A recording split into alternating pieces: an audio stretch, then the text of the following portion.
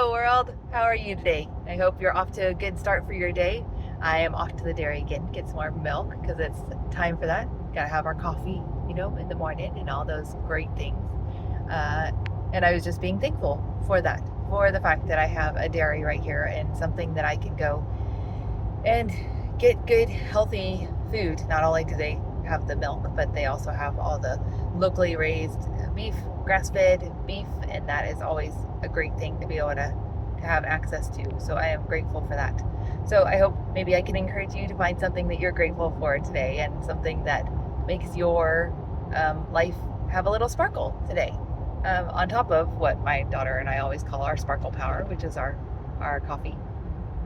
Um, but anyway, I was on my way here and I thought we'd talk about something that, in coming across gratefulness and dealing with those stresses of our life that might seem overwhelming, um, one of the ways that I found that I do not deal with those things well is in constantly invalidating them by saying that there is so much worse that could happen. There's so many things worse that could be going on, or so many other people are dealing with all kinds of other stress. And there is a term in the psychology world, or psychology world, that's called tall poppy syndrome. And that is, the idea is that you, whatever you're going through, or whatever your family member or your friend is telling you about that they think is so important to them, is not really that big a deal, because there are other people who have things worse. And so in our trying to comfort people, a lot of times we invalidate their experience. And I want to be careful not to do that with the people that I'm around, and even sometimes even most importantly with myself. I invalidate what it is that I am going through, what it is that I'm trying to process, by saying, just get over it. Just get over it, because there are people in this world who don't even have a house. There are people in this world who don't have any food. And while those things are true and can be a helpful thing to bring around about sometimes and up sometimes to myself or to others that you're having conversations with, most of the time what we really just need is some compassion and some care and some love to help us understand that, whatever you're going through or whatever you're dealing with, it stinks. It stinks that this person in your life is dealing with sickness. It stinks that that job that you thought was going to come through didn't come through.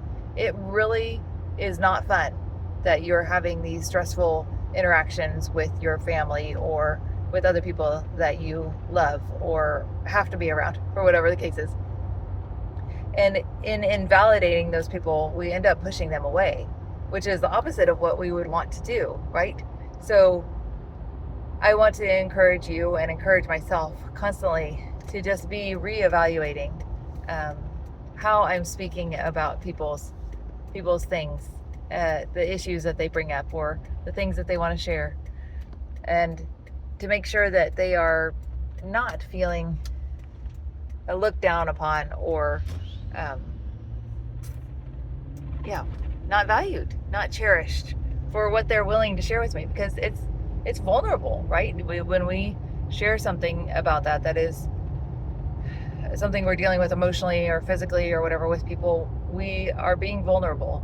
And when you shut down that vulnerability by criticizing them or by what you think might be helpful, like, hey, it's okay, I had this friend that had the same thing, and they even had it worse. They had their whatever. I mean, I don't want to make up a scenario that's bad, because I don't really like to think about those things. But when somebody is sharing that stuff with you, the best thing that we can do is be open and caring and offer compassion and validate what it is that they're feeling, saying, what, I'm so sorry that's happening to you, and I completely understand where you're coming from, and I want to, how can I support you?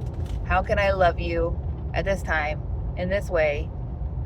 In what way can I love you? Not in this way. You want to ask them the question, how can I love you at this time and in this place and in this season, so that you feel valued and loved and cared for, so that you can go out and tackle the thing in front of you. And that's what we want to be doing. We want to be offering people a way to get better, to be able to find their own way through that, because that's empowering, right? And when we take away their power by saying critical things, um, I can guarantee, I can pretty much guarantee that they are not going to want to share something with you the next time.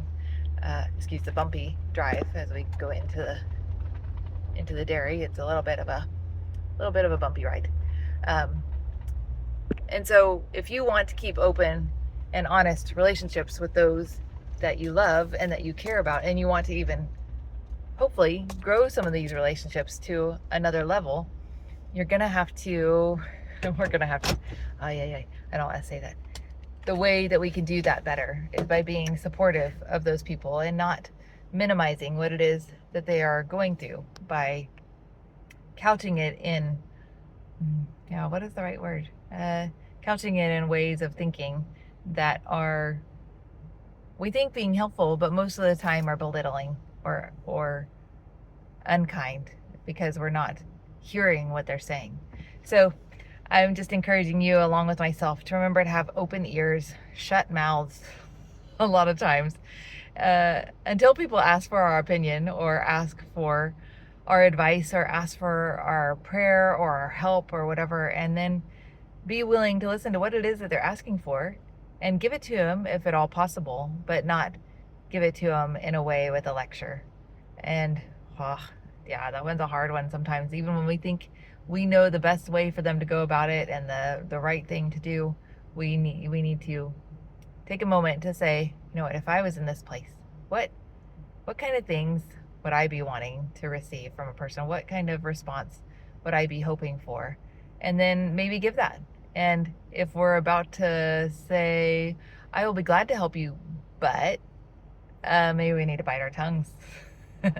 I often found that I do that a lot, especially with my children. I say, oh, we can do that, but after you do this, or when you reach that, or all those kind of things, instead of allowing us to hear what somebody is saying, what somebody is asking for, and give it to them in a way that acknowledges what they're going through, even if it's happy things. Like, right? We don't think sometimes that we deserve to be happy because other people are having so much junk going on, or this person, one of your great friends, just had a horrible thing happen to them, and so we hide our happiness from them because we're scared of the response, or from being knocked down from our joy. And so it's a good way for us to look at our lives and say, how am I doing that to other people? How have I had that done to me in the past? And what do I want to change for the future? How can I interact with people in a more positive way so that I am not going around trying to knock down the tallest poppy, that I'm not trying to say, come down here to my level. I'm not having a great day, so I'm going to bring you down to my level. How can I just let them be in their enjoyment or in their pain and be with them in those things in a good and helpful and loving way?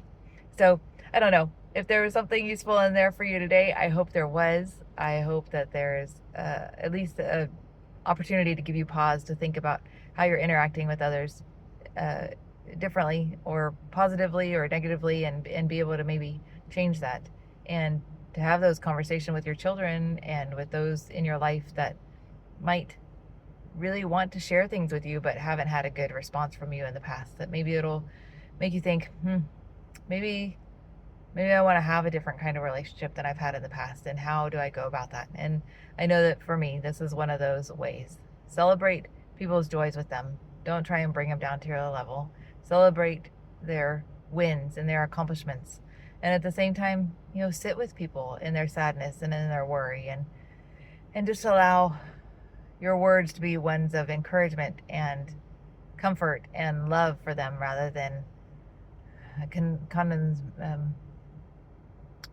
yeah, I don't know, not condoning of it, or just belittling of what they're going through by saying something about other people. So I hope there's something good in there for you, and I hope you guys have a great day and enjoy it and get out there, get some fresh air, get out in nature, get a walk in, just sit outside if that's all you can do and soak up the sun because it is so healing and so helpful for us when we are going through those stressful times. And it's also a way to go out and celebrate outside, take in the big world and just love it. So, you guys have a great day, enjoy it, and yeah, keep smiling, keep plugging away, and keep your heart open. And yeah, ears open, mouth shut. A lot of times when we're dealing with people would be the better way to go about things. So have a great day, guys. Bye.